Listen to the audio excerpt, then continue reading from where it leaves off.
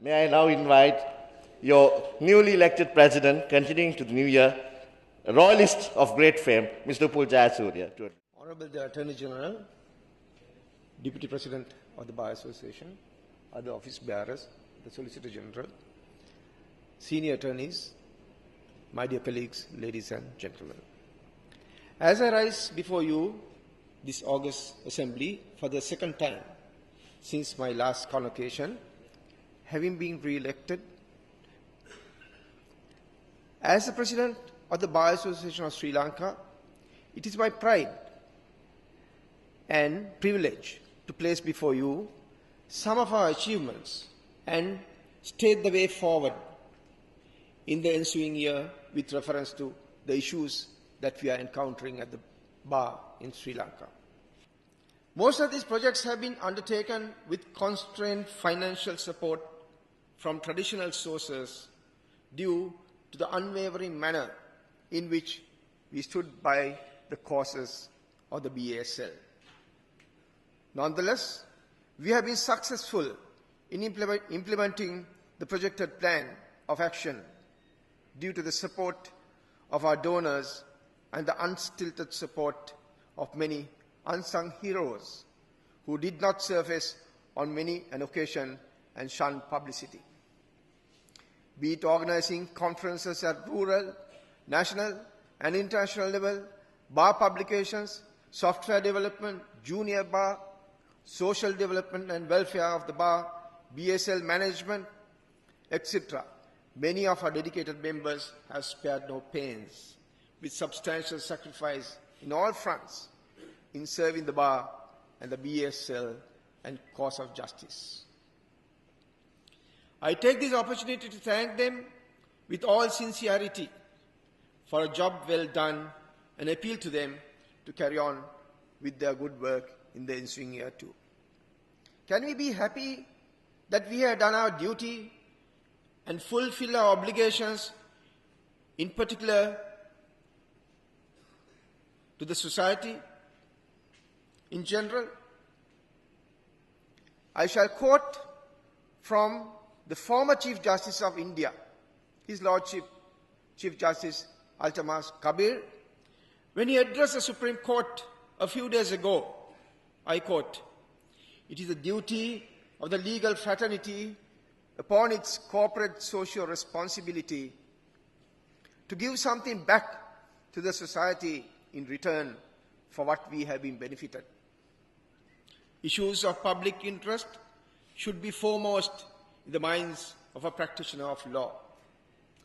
We have seen sad incidents in Valivaria, Slave Island, Wanathamulla, Negambu, Chilau, Kankasanture, and in Mana.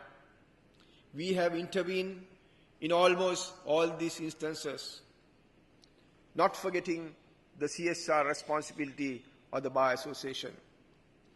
When will that day with such lawlessness be put to an end in our society?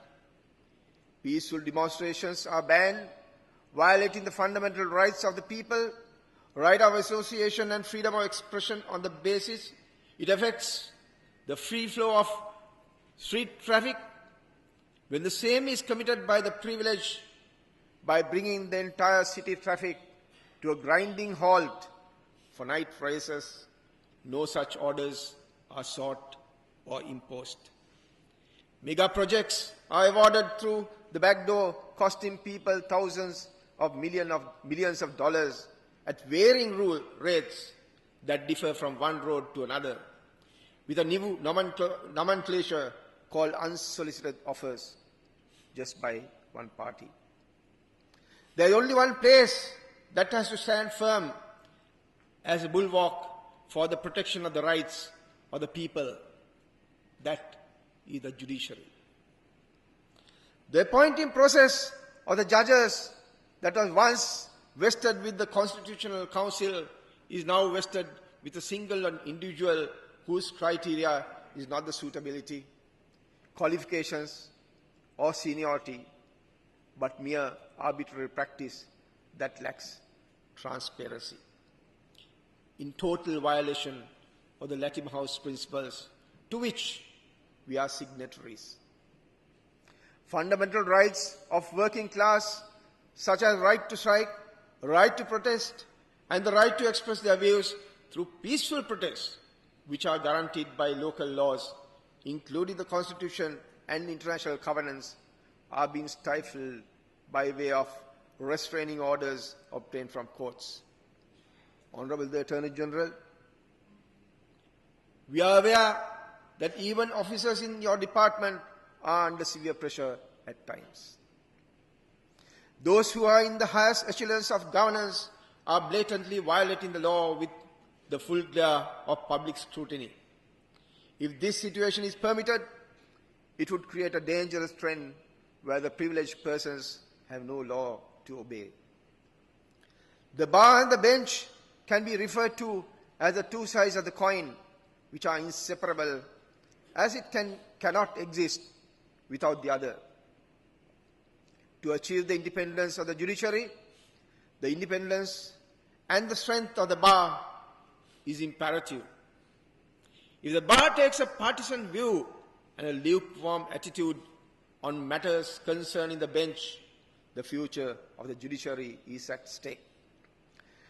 Let me quote from the iconic lawyer turned statesman, Nelson Mandela.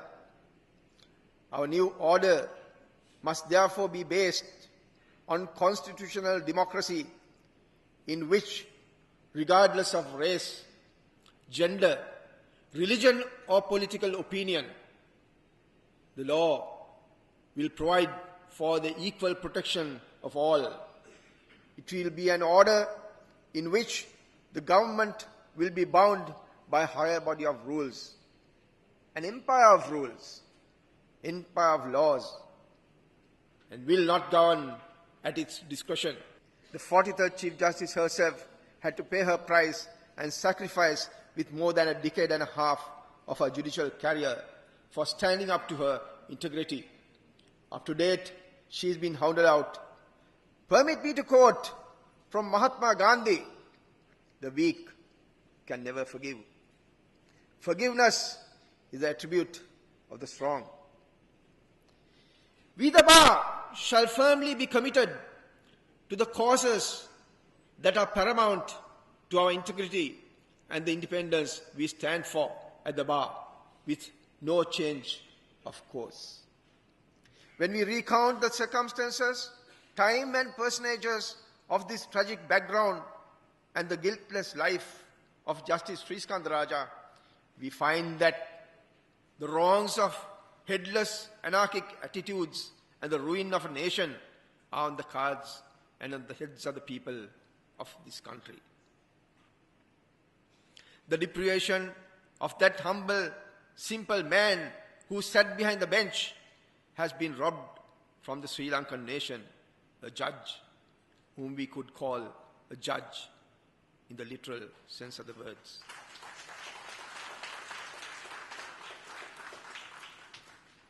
In the discharge of his judicial duties, those who looked at Justice Sri Skandaraja as his Moses shall bow their heads beneath their bitter load in our heavy loss and our land's dim glory, but who weeps for him.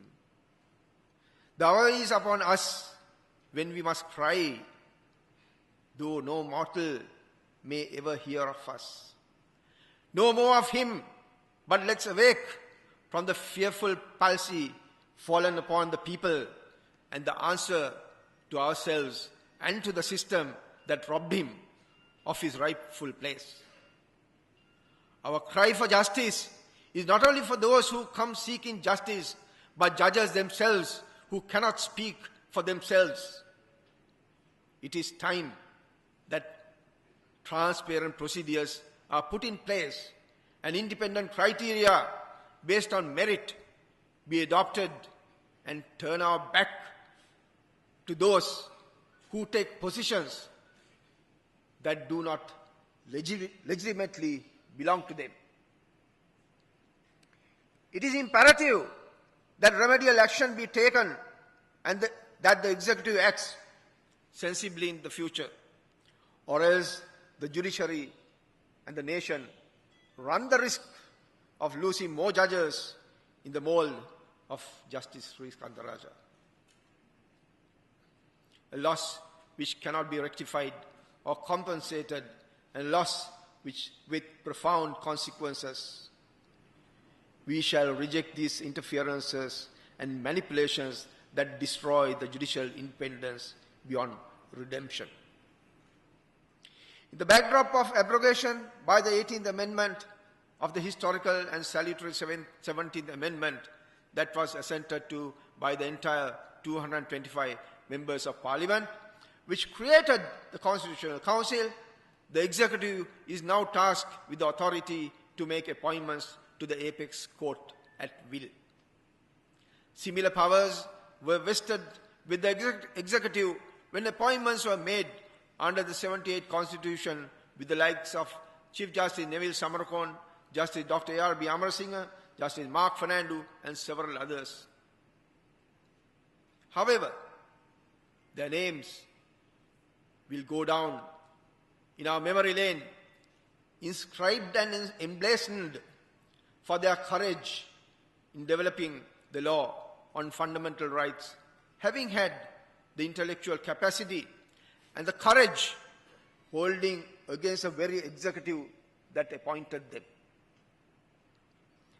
Permit me to pay a tribute to another stalwart, a giant of the Supreme Court bench, who retired having blazed a trail in our legal history, Justice Nimal Gamani Amaratunga, who bowed out a few months ago, has bequeathed an unmatchable legacy to his successors in office, is not only an inspiration, but a stimulation to everyone else to follow his footsteps. He deserves the veneration of the legal fraternity on the fearless manner in which he handled many contentious issues, including the interpretation of the powers of the Parliamentary Select Committee. We wish him good health and happiness. An independent, impartial, honest, and competent judiciary is an essential prerequisite and is integral to upholding the rule of law, enhancing public confidence in the judiciary. The function of the judiciary is to interpret and apply the national constitution and legislation consistent with international human rights conventions and international law. To secure these aims, Latim House Principles, a product of Commonwealth, was adopted in 2006, having laid the following principles which are flouted in Sri Lanka with venom. Let me quote these principles. Judicial appointments should be made on the basis of clearly defined criteria and by a publicly declared process. The process should ensure equality of opportunity for all who are eligible for judicial office. Appointment on merit, and that appropriate consideration is given to the need for the progressive attainment of gender equality. Arrangements for appropriate security of tenure and protection of levels of remuneration must be in place. Interaction, if any, between the executive and the judiciary should not compromise judicial independence. Judges should be subject to suspension or removal only for reasons of incapacity or misbehavior that clearly renders them unfit to discharge their duties.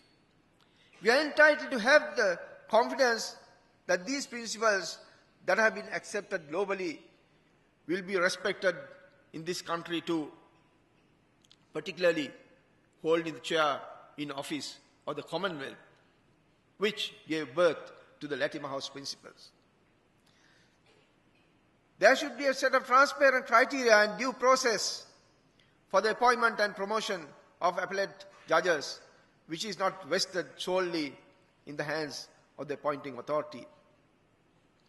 Judges must be financially secure. At least the judges of the superior courts, who are relatively few in number, should continue to receive all the benefits that they enjoy as sitting judges until their death. The obnoxious practice of conferring privileged positions on judicial officers after retirement at the discretion of the executive should cease. Permit me to quote Sir Winston Churchill from what he observed. I quote, "The principle of complete independence of the judiciary from the executive is the foundation of many things.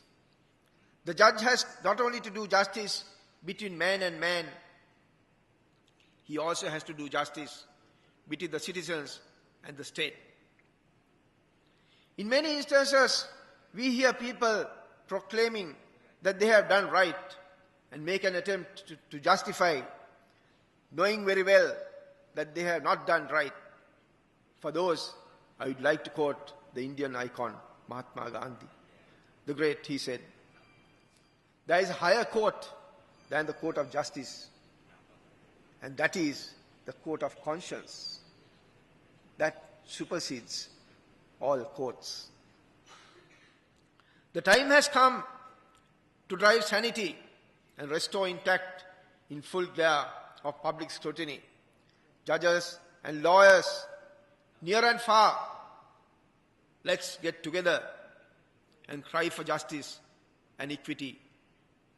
Cry for rule of law, independence of judiciary, and save the nation's life and save it from tyranny. The integrity and the independence of legal system and judicial institutions and the very law itself cannot be of concern to only lawyers and judges in Sri Lanka. Rather, it is of paramount concern to all citizens to have regard and respect for rule of law, and it is the paramount duty of both the judiciary and the bar to guard and protect this cardinal principle. And as the head of the bar, I can state with all conviction that the bar will discharge this duty and that we are confident and trust that the judiciary will do so too. Honorable the Attorney General, you made references to the sweet memories of the times that we spent nearly 50 years ago. You and I studied from a college under the same roof. I'm proud to say, I think there are many in the head table, except one, have come from the same school. And I'm also proud to make another reference to the new secretary, Mr. Ajit Pathirana. He has also been the head prefect of the same school, who is better known and better referred to as a head cop. So I'm sure we have made a formidable team. I have had the assistance of the executive committee during the previous year. In many issues, we have discussed, we have argued, but finally we have come to an agreement and we have implemented what was best for the bar. We have one more year to go, and I'm sure I will get the same assistance or even better. Particularly, I also take this opportunity to thank my Deputy President, who was with me at all times. He never thought it fit to get out on the road and criticize the Bar Association. There was never a cause for it.